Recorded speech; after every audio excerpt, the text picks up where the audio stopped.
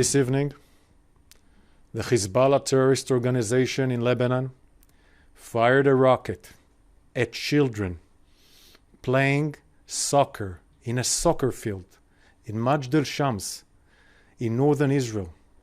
We can confirm that Hezbollah murdered 10 children in this brutal attack and injured more than 20 were injured in this brutal attack. All were aged between 10 to 20 years old.